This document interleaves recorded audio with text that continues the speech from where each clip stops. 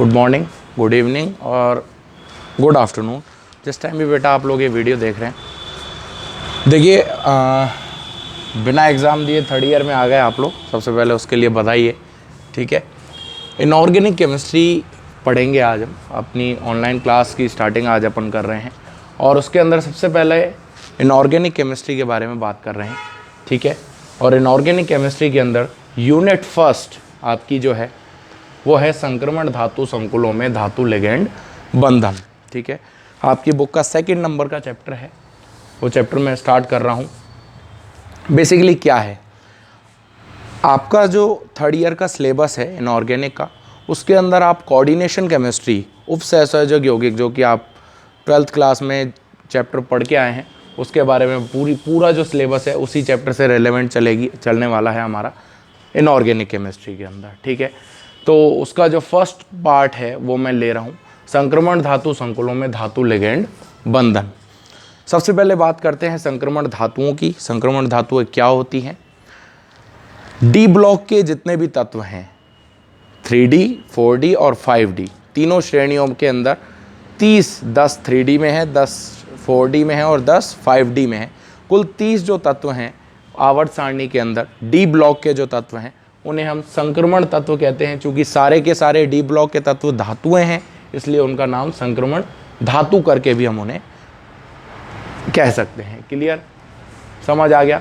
तो संक्रमण धातुएं क्या होती हैं? बेसिकली इन्हें संक्रमण धातुएं क्यों कहा जाता है?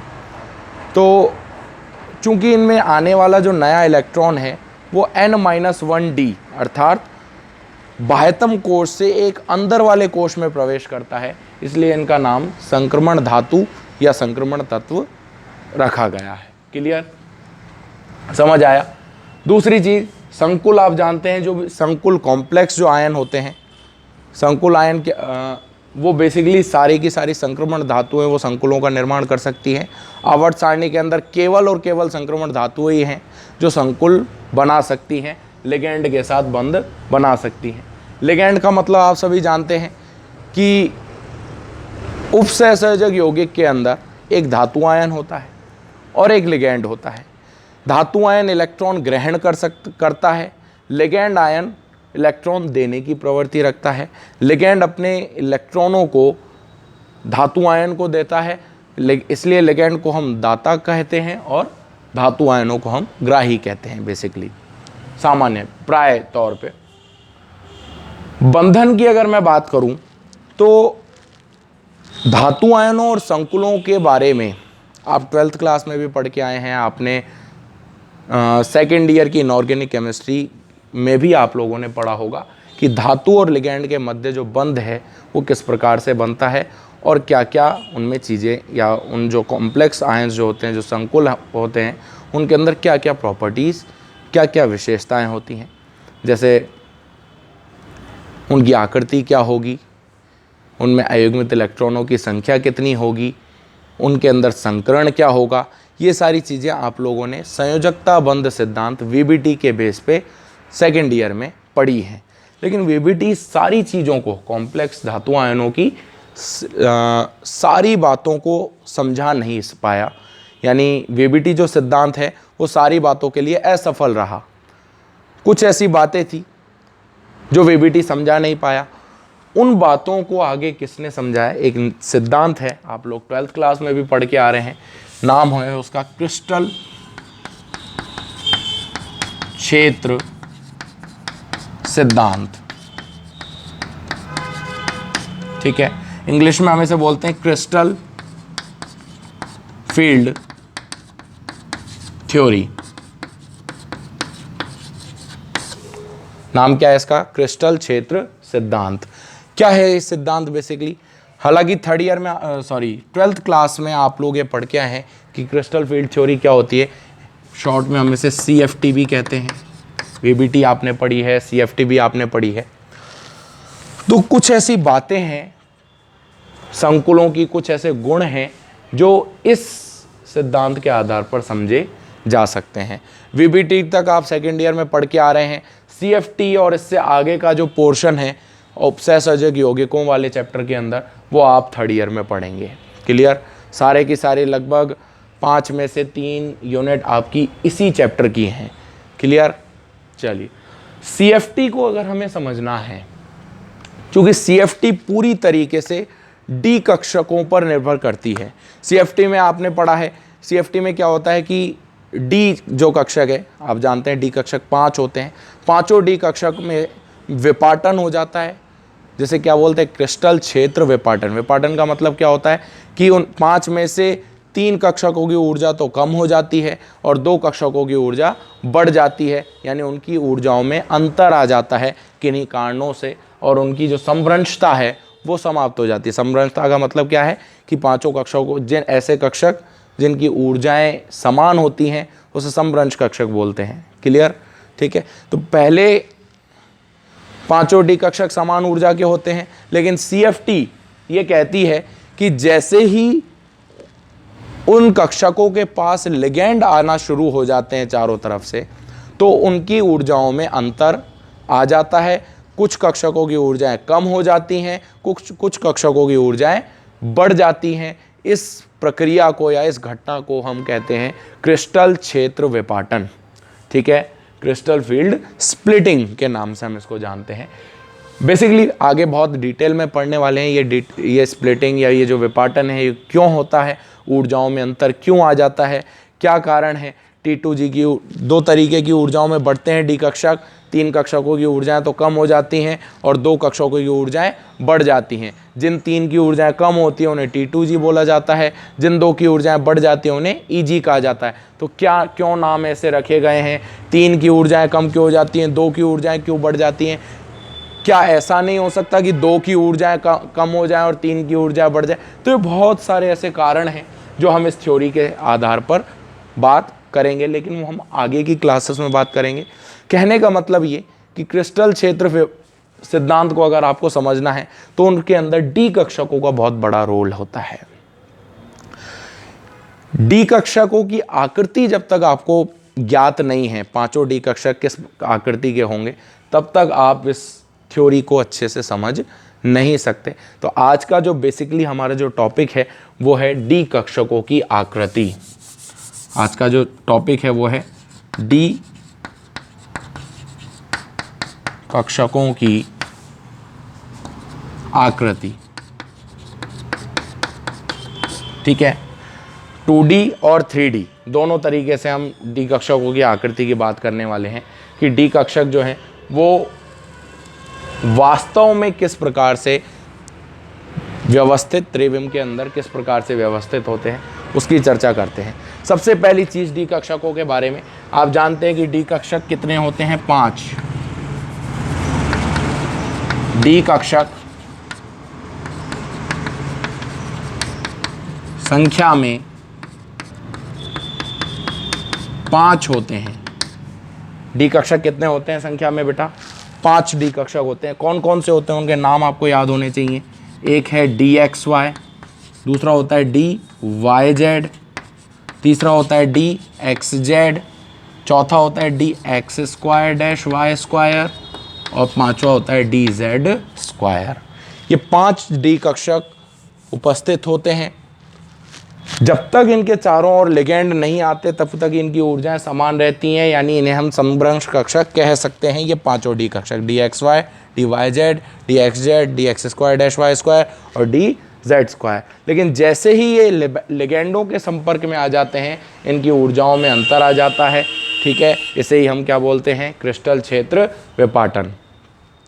उस विपाटन को समझने के लिए हमें इनकी आकृतियों का समझना बहुत ज़रूरी है कि 3D के अंदर 3 अक्ष होते हैं हमारे पास। एक एक्स अक्ष होता है, एक वाई अक्ष होता है, एक जेड अक्ष होता है। इन तीनों अक्षों में ये डी कक्षक किस प्रकार से व्यवस्थित होते हैं। क्लियर? देखें, आप सभी सबसे पहले तो ये जानते हैं कि डी कक्षक की जो आकृति होती है वो डबल डंबल आकार होती है। डबल डंबल डी कक्षक जो है उसकी आकृति जो होगी वो क्या होगी? डबल डंबलाकार। डबल डंबलाकार का मतलब समझते हो? डबल डंबलाकार आकृति किस प्रकार की होगी? देखें, देखो,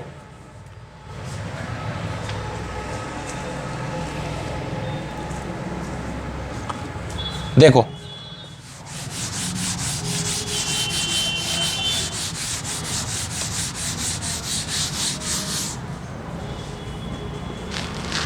देखो डबल डंबलाकार आकृति किस प्रकार की होगी, ये कोई दो अक्ष है, ठीक है,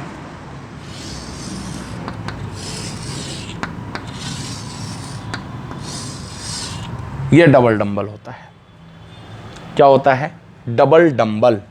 क्लियर, समझ आया, एक डंबल ये, एक डंबल ये, प्रत्येक डंबल में कितनी पालियां होती हैं, दो, एक पाली ये, दूसरी पाली, एक ये है, एक ये है। क्लियर, समझ आ गया। तो ये डी कक्षक की आकृति होती है बेसिकली। लेकिन अब डी कक्षक चूंकि 5 प्रकार के हैं, उन पांचों की आकृतियों में सारे हालांकि होंगे सब में डबल डंबल ही, पर कहाँ व्यवस्थित होंगे, कौन से अक्ष पर ये डबल डंबल व्यवस्थित होगा, कौन से अक्ष पर ये डबल डंबल व्यवस्थित नहीं होगा, कौन से अक्ष पर कहाँ होगा, कौन से कक्षक में कहाँ होगा, ये सारी चीज़ों की चर्चा हम अभी करने वाले हैं। ठीक है, तो सबसे पहले आप देखें, सबसे पहले मैं आकृति पे बात करना, सबसे पहले हम बात करते हैं किसकी, पहला जो डी कक्षक था वो कौन सा था, डी एक्स वाई। कौन सा कक्षक है, डी एक्स वाई। देखो नाम से स्पष्ट है, x और y यानी कौन कौन से अक्ष होंगे, एक x अक्ष होगा और एक y अक्ष होगा, यानी जो दोनों पालियां हैं वो x अक्ष और y अक्ष दोनों के आसपास व्यवस्थित होंगी। देखें ये x अक्ष है, ये कौन सा अक्ष है, y। क्लियर, ध्यान देने वाली बात क्या है कि dxy कक्षक के अंदर जो पालियां हैं वो दोनों अक्षों के बिल्कुल बीच में रहेंगी। ये जो दो पालियां हैं, ये देखो x अक्ष और ये y अक्ष, दोनों अक्षों के कहाँ हैं, बीच में। क्लियर, दोनों अक्षों के कहाँ हैं, बीच में, यानी dxy कक्षक के अंदर जो पालियां हैं वो x अक्ष और y अक्ष दोनों अक्षों के कहाँ मिलेंगी, आपको बीच में। क्लियर है, यही बात ध्यान रखने योग्य है कि किस कक्षक के अंदर पालियां अक्षों के बीच में होंगी और किस कक्षक के अंदर पालियां अक्षों के ऊपर होंगी, यानी अक्षों पर होंगी। क्लियर, तो डी एक्स वाई कक्षक के अंदर जो पालियां होंगी वो एक्स अक्ष और वाई अक्ष दोनों अक्षों के कहाँ होगी, एकदम मध्य में होंगी। क्लियर है, नेक्स्ट आ जाते हैं दूसरा डी वाई जेड। नाम से ही स्पष्ट है कि यहाँ कितने अक्ष होंगे, दो, कौन कौन से, एक वाई अक्ष होगा और एक जेड अक्ष होगा। डी एक्स वाई की तरह यहाँ पे भी जो पालियां होंगी वो वाई अक्ष और जेड अक्ष दोनों अक्षों के एकदम कहाँ होने वाली हैं, मध्य में। कुछ इस प्रकार से देखें, देखो ये वाई अक्ष अगर मैं बोल दूं और इसको मैं क्या बोल दूं, जेड अक्ष। क्लियर, तो क्या हो जाएगा, पालियां दोनों अक्षों के एकदम कहाँ आएंगी, ये मध्य में। क्लियर है, समझ आए, ये प्लस प्लस माइनस माइनस, कौन कौन से कक्षक हो गए, एक डी एक्स वाई हो गया और एक डी वाई जेड हो गया। बनाना चाहें तो एक बार बना सकते हैं। नेक्स्ट हम बात कर लें, तीसरा जो कक्षक होता है डी एक्स जेड हो गया। यहाँ पर जो पालियां हैं वो कौन कौन से अक्ष के बीच में होंगी, एक एक्स अक्ष और एक जेड अक्ष। देखें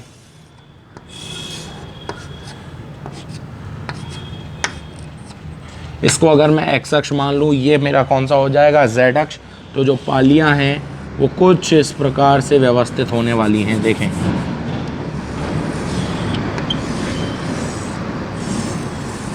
इस तरीके से। क्लियर है, क्लियर, ये प्लस प्लस माइनस माइनस, ठीक है।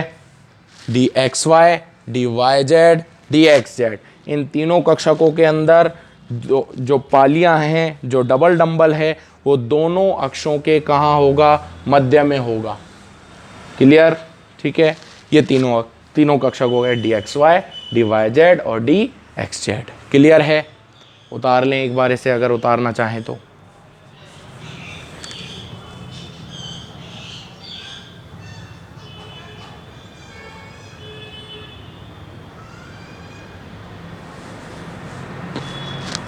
चलिए देखो, नेक्स्ट आगे हम बात करते हैं किसकी,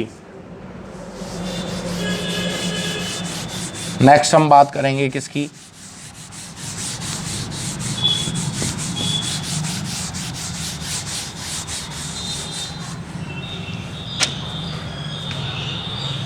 D X square dash Y square कक्षक की, D X square dash Y square कक्षक की। ध्यान देंगे, सीधी सी बात है, नाम से स्पष्ट है कि दो अक्ष कौन कौन से होंगे। यहाँ पे एक एक्स अक्ष होगा और दूसरा कौन सा अक्ष होगा, वाई। बस फर्क क्या होगा, अब की बार जो पालियां हैं वो अक्षों के बीच में न होकर अक्षों के ऊपर होंगी। यदि ये एक्स अक्ष है और ये मेरा वाई अक्ष है तो पाली जो है वो दोनों एक्स अक्ष और वाई अक्ष दोनों अक्षों के कहाँ होंगी, ऊपर, यानी अक्षों पर ही पालियां व्यवस्थित होंगी। कुछ इस प्रकार से, यहाँ प्लस, ये माइनस और ये माइनस, कुछ इस तरीके से D X square dash Y square कक्षक की आकृति होती है। डी एक्स वाई और D X square dash Y square दोनों में फर्क क्या है, डी एक्स वाई के अंदर तो क्या था, पालियां एक्स और वाई अक्ष दोनों अक्षों के कहाँ थी, बीच में। लेकिन यहाँ पर जो है पालियां वो एक्स और वाई दोनों अक्षों के कहाँ होंगी, ऊपर। क्लियर है। बात करता हूँ डी जेड स्क्वायर की, थोड़ा सा अलग और एकमात्र डी कक्षक है जिसकी आकृति कुछ अलग होती है। इसमें केवल आप ये बात करेंगे कि जेड अक्ष होगा, केवल और केवल कौन सा अक्ष होगा, जेड अक्ष। ठीक है। और पाली जो होगी, एक पाली इस अक्ष के जस्ट अलोंग होगी, यानी अक्ष के ऊपर होगी, जैसे X square dash Y square में था। और दूसरी पाली इसमें न होकर के एक इसके चारों ओर इलेक्ट्रॉन क्लाउड जैसी संरचना बनती है। कैसी संरचना बनेगी, इलेक्ट्रॉन क्लाउड। मतलब अगर इसको मैं जेड अक्ष मानूं, इस चौक को, तो एक पाली तो इसके जस्ट ऊपर इसी कक्षक, इस अक्ष के ऊपर ही एक कक्षक व्यवस्थित होगा। लेकिन इसकी जो दूसरी पाली होगी वो इस अक्ष के चारों तरफ इलेक्ट्रॉन घनत्व को धारण किए हुए होगी, यानी यहां पर इलेक्ट्रॉन घनत्व होगा। क्योंकि यहां पर जो पाली है वो केवल जेड अक्ष के अलोंग है, इसलिए इस कक्षक का नाम क्या हो जाएगा, डी जेड स्क्वायर। ठीक है, ये डी जेड स्क्वायर कक्षक हो जाएगा। तो कहने का मतलब ये कि पांचों डी कक्षक थे, एक D X Y, D Y Z, D X square dash Y square और डी जेड स्क्वायर। तो डी एक्स वाई कक्षक के अंदर क्या होगा, पालियां एक्स अक्ष और वाई अक्ष के बीच में होंगी, दोनों जो डंबल होंगे। डी वाई जेड के अंदर पालियां वाई अक्ष और जेड अक्ष के मध्य में होंगी। और डी एक्स जेड के अंदर पालियां एक्स अक्ष और जेड अक्ष के मध्य में होंगी। D X square dash Y square पर पालियां एक्स अक्ष और वाई अक्ष दोनों के ऊपर होंगी, यानी एक्स और वाई अक्ष पर चलेंगी। और डी जेड स्क्वायर के अंदर एक ही पाली होगी, वो कौन से अक्ष पर होगी, जेड अक्ष पर होगी। क्लियर। ये पांचों डी कक्षकों की हमने आकृतियों की बात कर ली है। क्लियर। ये आपको इसकी पांचों आकृतियां समझ आएंगी, पांचों आकृतियां आपको याद होंगी। आपको पता होना चाहिए कि कौन सी कक्षक के अंदर कौन सी पाली कहाँ होगी, अक्ष के ऊपर होगी या अक्षों के मध्य में होगी। जब तक आप ये नहीं समझ पाएंगे तब तक आप CFT क्रिस्टल क्षेत्र विपाटन सिद्धांत को अच्छे से समझ नहीं सकते। क्लियर है, सभी को समझ में आ गया होगा। ठीक है, आज की वीडियो में काफ़ी है। नेक्स्ट वीडियो में हम CFT को और आगे CFT के बारे में, उसका इंट्रोडक्शन पार्ट, उसकी बात करेंगे। क्लियर। ठीक है, अच्छे से पढ़िए। Good bye.